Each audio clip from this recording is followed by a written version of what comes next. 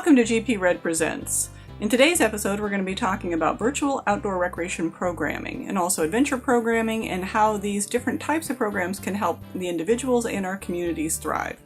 Today I'm going to be featuring Keith Dodson, who works with the town of Chapel Hill, North Carolina. He'll be talking about various types of innovative programs that they've been doing and things that he's seeing around the country. And also Art Thatcher, who is a principal with GreenPlay and has a strong background in these elements. These topics are near and dear to my heart. I'm Dr. Teresa Penbrooke, and I started my career early on with the City of Boulder as an outdoor recreation programmer, leader, and also just to help run the adventure program for them. And so I really feel like these types of programs, in whatever way we can offer them, help people get people outdoors, help with physical and mental health, and you'll hear a whole lot more. Please like and subscribe to our channel because that helps us bring more videos to you, and most of all, just enjoy.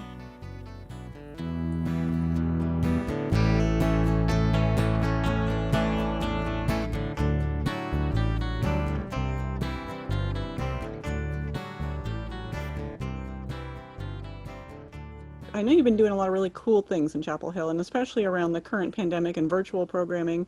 Can you talk a little bit about some of the programs that you have been implementing and why? Just give us some examples. Some of the examples we've been doing relaxing videos, demo intro videos, different videos that keep people's interest and keep the momentum of adventure programs going, keeping people interested, and then helping them not think about the pandemic. They can watch me goof off and then they can go from there. I get paid to have fun. You get paid. So when you talk about demo intro videos, what does that mean? So we'll do an intro video such as archery. We just got a grant for that. So we're building that up and building the momentum for people to register for it. Our rock wall, keeping the momentum going with climbing. Due to the Olympics being canceled and rock climbing being the first time in the Olympics is now going to be postponed. So hopefully we'll keep the momentum going for rock climbing, and we'll show different moves, and we'll have series videos on lessons. We're doing demonstrations, like we did a demonstration with the fire department on rappelling off their fire tower, and then also making just little videos that are fun for people to watch real quick, just to not think about the pandemic. Wonderful. So are these things that you charge for, or how are they offered? Do people register for them, or? So these programs, our adventure programs, our virtual programs right now you're not charged for them. We put them out on Facebook, Instagram, and we're working on TikTok because that's what the kids use. But mainly Instagram and Facebook and YouTube is the main outlet. We try to put it out, but some of our craft programs and art programs will be paid for in the near future that you can sign up for and do a virtual arts and craft class. Okay. So it sounds like you're doing a wide variety of things. And so I know we're talking mostly about outdoor recreation today, but do you consider, what all do you consider in the definition of outdoor recreation programming? What I consider for adventure program, outdoor programming could be, basketball, outdoors, football, baseball. But we concentrate on kayaking, canoeing, rock climbing, hiking, the greenway and the trails, anything type of what we used to call the old action sports or the extreme sports. We were looking at doing a demo for scuba. Like I said, we just got done rappelling. We're going to the skate park today to film with the skate park. To show some safety measures and different things like that. Bringing nature to the virtual world with horseback riding as well. That was one of our new ones. That's very relaxing. I didn't realize how relaxing it was to watch somebody ride a horse, and you're watching the video going, oh, this is neat. And you're riding the horse with them. But getting that mental aspect of it and then letting people know it's coming. We're going to get back to it. So try to stay healthy, stay in shape so you can come back to the different adventure sports. Wonderful. Well, so can you tell me, I know you have a varied history in terms of how you ended up where you are right now. Can you give me some background as to why you think these types of programs are important in our communities? These programs are good for our mental health as well as our physical health, and they're getting us outside. A lot of adventure programs or sports aren't competitive. They're competitive with yourself, or they're competitive against nature. And it's just how far you want to push yourself. It's about the discovery of the journey, not the journey itself. So with these adventure programs, we try to get you into that mindset of, let me compete with myself, let me have inner peace, and then end up doing these programs and stay healthy as you do it and have fun. And then we also have the stuff for the adrenaline junkies to, hey, we got to have a little fun and we'll go do it. But we're trying to keep that momentum going right now. Wonderful. Yeah. And so, what are the challenges that you see around trying to keep people engaged during this time of the pandemic? Attention deficit. We have to have our videos. We try to keep our videos 7 to 9 minutes long because people, YouTube and the kids, they just aren't paying attention to them that long. I mean, with the invention of TikTok, which is a 1 minute quick video, we're actually looking at doing our park tours as fast as I can do a park tour in 1 minute on TikTok. So I'm gonna get on a bike and ride around. But with YouTube, we try to keep it 7 to 9 minutes. We do have longer videos, but because we have interactions, but we're trying to keep that interaction. If you could interact with one person live on Facebook Live or Instagram Live, then you did your job, because that one person is not thinking about the pandemic. And then with recording, we can do a premiere, and they premiere the video and make comments and stuff. But that keeps them occupied for at least 7 to 9 minutes. And then with the series of videos, we try to, they're shorter, maybe 1 to 2 minutes long, different series that we show throughout the day.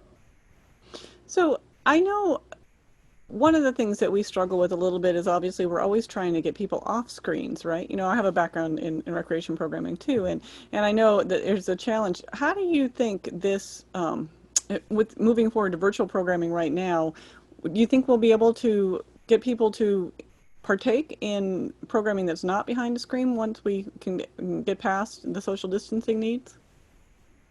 Yes, I think so, because before the pandemic, we were actually trying to incorporate technology into outdoor adventure programming, such as using a digital compass or using a scavenger hunt to take pictures on a hiking trail and posting things.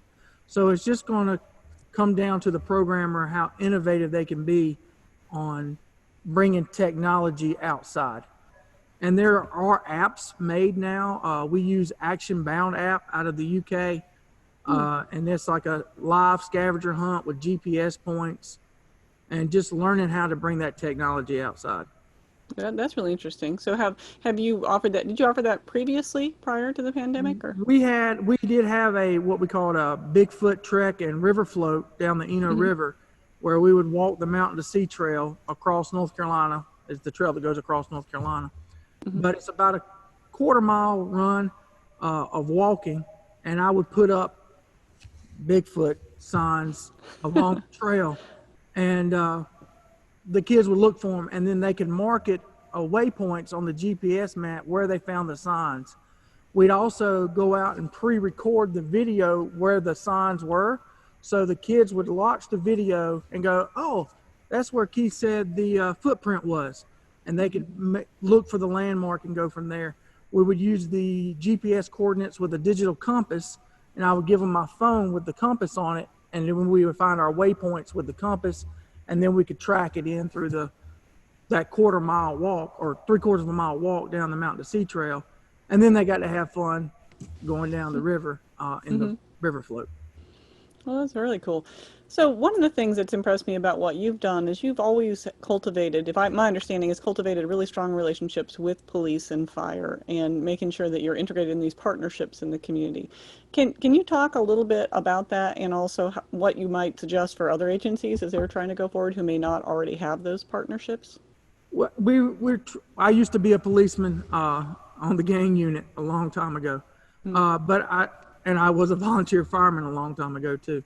But just trying to incorporate those people into it, because they don't really get out and mingle with the community in a good way a lot of times. So you want to have that aspect of community-oriented policing. I believe that's what it's called now.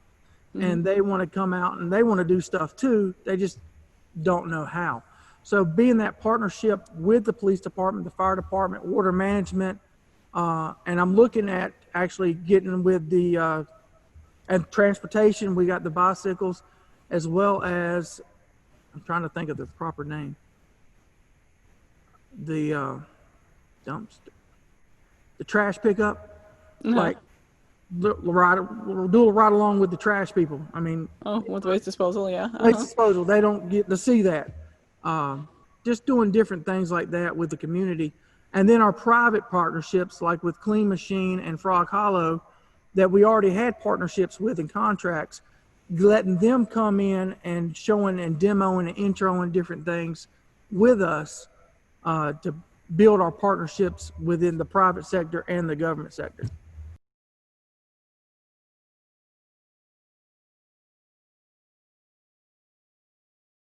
You know, I spent 30 years as a Parks and Recreation professional before joining GreenPlay, and during that time had the opportunity to you know, not only kind of look at traditional outdoor recreation, but having spent my career in the Hampton Roads region of Virginia, had an opportunity to do a lot with outdoor recreation kind of before it was super popular in the 90s and the early 2000s. You know, really looking at the breadth of outdoor recreation as it relates not only to you know, to the adventure individual, but also to the everyday citizen who may want to take advantage of those opportunities and try something new. Once we begin to look at this phasing of getting back outside, people are really going to want to have that opportunity.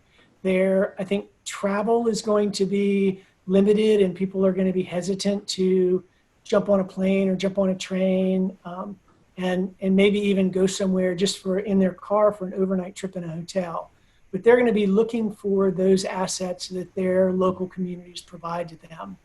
Those trails, those beaches, those opportunities to go to a park and just throw a Frisbee with their family. You know, both for the kind of the recreational aspect, some of the social aspect, just kind of seeing people, you know, is going to be a big, you know, increase in their, you know, endorphins and the things that they were used to doing, but now have not been able to do for, you know, many weeks and going on months now. Mm-hmm. I agree with you. I think from what I've heard anecdotally, at least from our clients and from people that I'm talking with, I mean, I think parks and recreation are coming out as even more important. People are really starting to appreciate that in their communities now that we've been able, you know, it's never in my lifetime have I had parks closed, you know, and so the idea that, wow, we can't go there. So we're just seeing this really strong resurgence in terms of support, and which I think is good for us in the long run, but I think short term, you know, it's a challenge right now.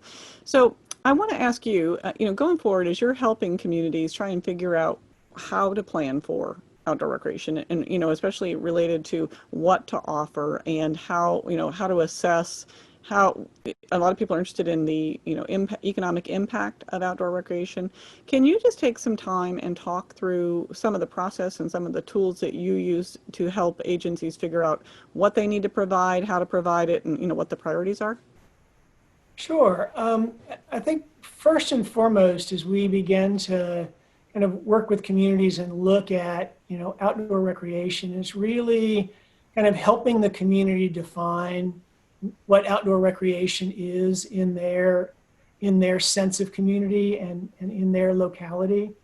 You know, there are a lot of urban communities that I work with that you mention outdoor recreation, and they're like, you know, we don't have outdoor recreation. You know, we're not in the mountains, or we're not by the beach, but you know, it's the park and the green space and the trees that are all outdoor recreation opportunities.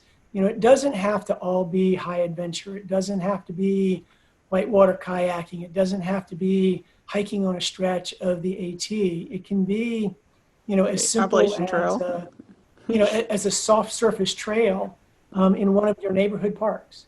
You know, just to be able to get that opportunity to be outside. And so really looking at, you know, those the inventory of what the community has, identifying those things that they have, and maybe looking at future opportunities for them to grow those things.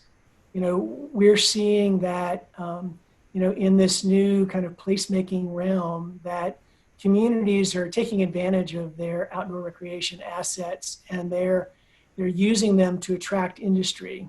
And coming from the state of Virginia, as Amazon, we're looking for their second headquarters. They ended up selecting Northern Virginia as much for the outdoor recreation aspects that were available there. The open space, the community centers, the trails, the waterway, the Potomac River, all of those things, because they know that that's going to attract their workforce, it's going to retain their workforce, and it's going to create a healthy workforce for them, as well as healthy residents within the community. And so we see all of those pieces, and tourism is the other side of that. We see a lot of communities that hang their hats now on sports tourism, and the communities that I've worked with, Northeast Tennessee and Roanoke, really are kind of promoting outdoor recreation because you don't have the infrastructure maintenance on a daily basis that you have with a sports complex. If you've got a kayak launch, you've got to empty the trash and do those things, but you're not cutting the grass, you're not fertilizing, you're not doing, lining it, you're not having to do all of those things on a regular basis. Mother Nature is taking care of that day-to-day maintenance, and you're just picking up behind the people that are using it. And so it's a sustainable resource that attracts as many, if more, tourists and visitors to your community, as well as providing, for your local residents. So if I'm working with either a state or a local agency and we're trying to figure out, what to offer, what is the kind of the process? You mentioned about helping figure out, what they need, but what's the process for that? What do they do?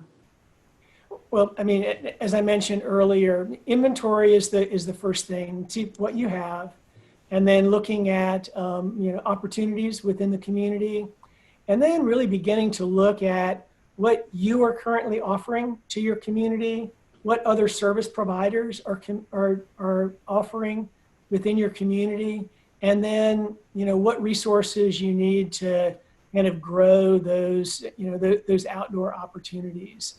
And in many cases, it's partnering, partnering with a local bike shop to start doing some biking outings, some working with like a local REI or a local outfitter to be doing like some small day hikes and trips, those type things. Really kind of building on what you currently have, and then creating partnerships within the community to increase those opportunities for your citizens and for your visitors. Very cool. So how do you kind of look, can you look at the trends to see what's out there? How do you assess the trends of what's coming? And the outdoor recreation industry, they do an annual report every year, and they stay on top of what those trends are that are coming across the country as well as regionally. AOR, the Association of Outdoor Recreation Educators, also does a lot with surveying and looking at trends and seeing what's happening. Doing a needs assessment within your community and within your region is always another way of kind of looking at localized trends. How would you suggest, agencies or directors look at this? If you had advice, I guess, what I'd say out there for everybody who's trying to figure out exactly what to do going forward, coming out of the pandemic? Taking advantage, inventorying kind of what you have, making sure that you are making it during this downtime when you've got, staff, making sure that you're making repairs to your trails, to your trailheads, to your beaches, to your beach access, to your restrooms, making sure that, this is a one-time opportunity that we don't have to tell our citizens, we're going to have to close this trailhead for a month to make repairs. The governor and the nation has already done that for us. So taking advantage of that, seeing that as an opportunity and not as as a deficit to make those repairs, to make those upgrades to your existing inventory and your existing structure, kind of moving forward, and then starting small. I mean, we've seen, in California and in Florida where, communities have started to reopen. And beaches were the first thing that were reopened. They were packed with people. Making sure that we're, really kind of starting small as we reopen and adjusting people, to that opportunity. Even before the pandemic, you had your popular mountain biking trails or your popular destinations.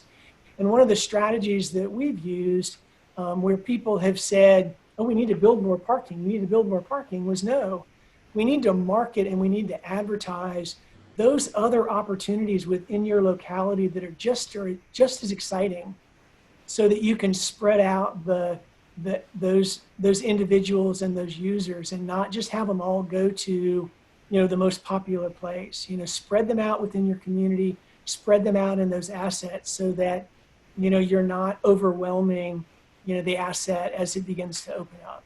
Is there anything else just before we go that you wanted to share today on this topic? I just, the one takeaway I think is, every community has great, wonderful assets in the outdoors, and you need to be able to recognize those, take advantage of those, and introduce your citizens to those.